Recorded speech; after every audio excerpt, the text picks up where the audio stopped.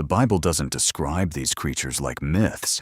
It describes them like eyewitness reports, which means someone saw them. And if someone saw them, then these weren't stories. They were encounters. And if even one of them was real, then humans didn't rule this world. We survived something that could erase us. Think about this. What if ancient people weren't primitive, just exposed to something we're not?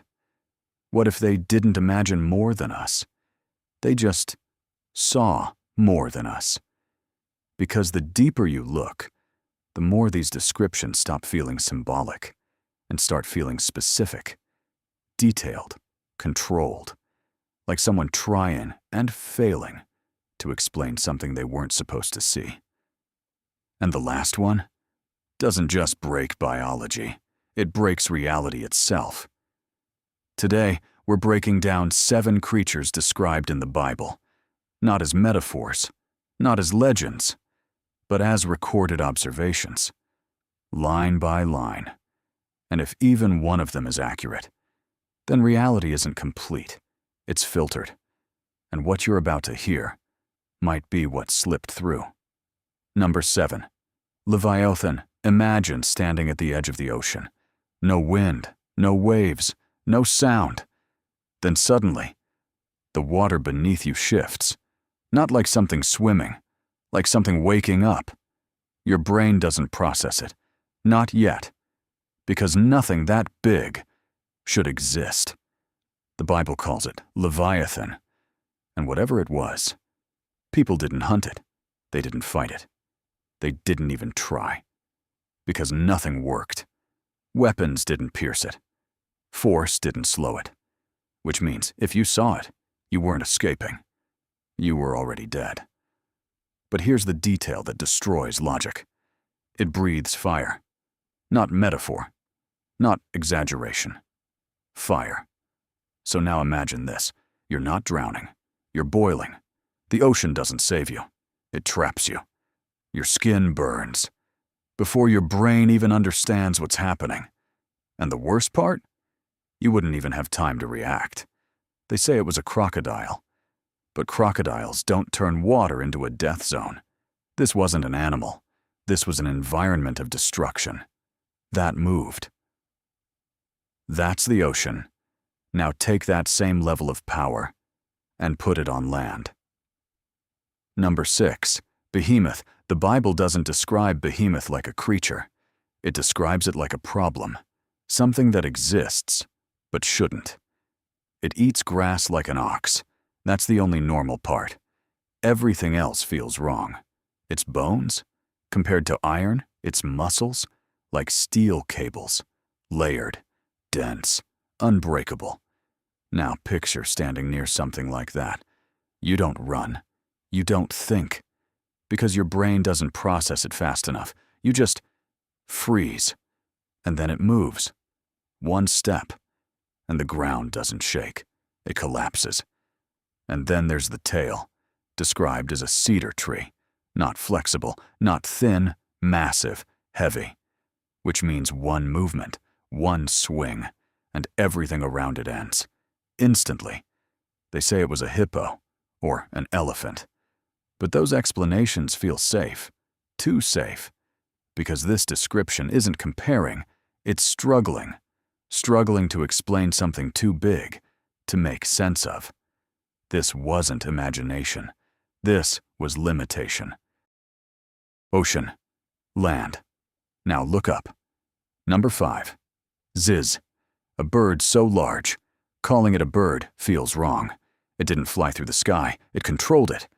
When it spread its wings, light disappeared. Not slowly, not gradually, instantly. Now imagine standing outside at noon, and suddenly, the sun is gone. No warning.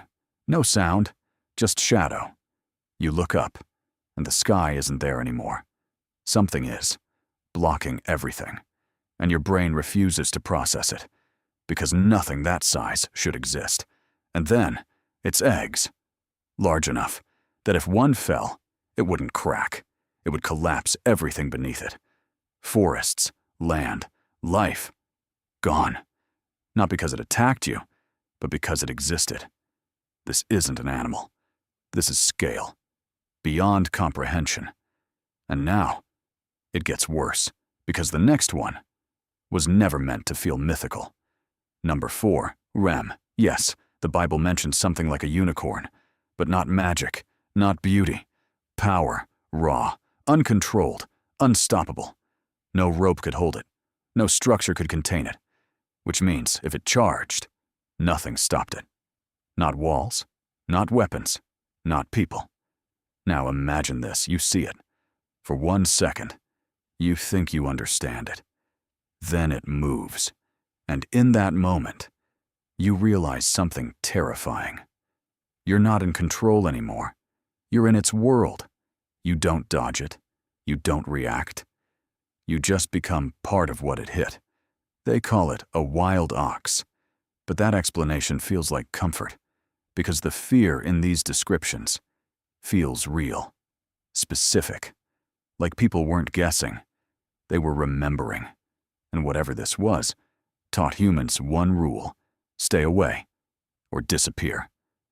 Now back to the ocean, but this time, it's not just a creature. Number 3, Tor. Rahab. Rahab isn't described like an animal. It's described like chaos, not hunted, not studied, destroyed. Think about that. Why would something need to be destroyed instead of controlled? Because it couldn't exist with everything else. Now bring that closer. If something like that appeared today, you wouldn't film it. You wouldn't analyze it. You wouldn't survive it. This isn't wildlife. This is instability. Something that breaks the rules just by existing. And now, we get closer to something worse, because the next one looks like you. Number 2, Nephilim, the mighty men of old. That's the safe version. Here's the real one, giants, but not just big, different, not fully human. Now imagine standing next to something that looks like you, but isn't. Your brain hesitates, because it recognizes the shape, but not the presence. And that hesitation gets you killed. They didn't just overpower humans. They redefined power. And if they existed, then humans didn't dominate this world. We shared it with something above us, something stronger, something closer to us than we want to admit. And that changes everything. Because extinction didn't just erase animals, it erased things. We don't remember correctly. And now, the one that doesn't fit anywhere, not animal, not human, not even physical, in the way we understand. Number 1, Cherubim. Forget everything you think you know about angels. This is what's actually described. 4 faces. At the same time. Human, lion, ox, eagle. Not shifting, not changing. All present, simultaneously. Your brain can't process that, because it shouldn't be possible. And then, eyes, everywhere, covering it.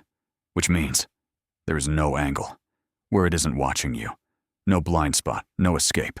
And then, movement. It doesn't turn, it doesn't rotate. It moves in any direction, instantly.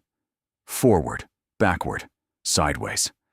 Like space doesn't apply, like orientation is irrelevant. Now stop and think. If something can see everything, move without limitation, and exist outside physical rules, then it's not part of our world. It's intersecting with it. And if people described this clearly, consistently, then they didn't imagine it. They encountered it. Here's what nobody wants to admit. Every creature you just heard was described like it was seen. Not imagined. Not symbolic. Observed. So maybe the real question isn't, were these creatures real? Maybe it's this: what kind of world did humans live in, where these things existed? And what happened to that world? Because if even one of these descriptions is true, then reality isn't what you think it is. It's what survived, after everything else didn't. Now think carefully. Which one sounds impossible? and which one feels uncomfortably real? Comment below, because the next one we're uncovering wasn't just seen, it was hidden.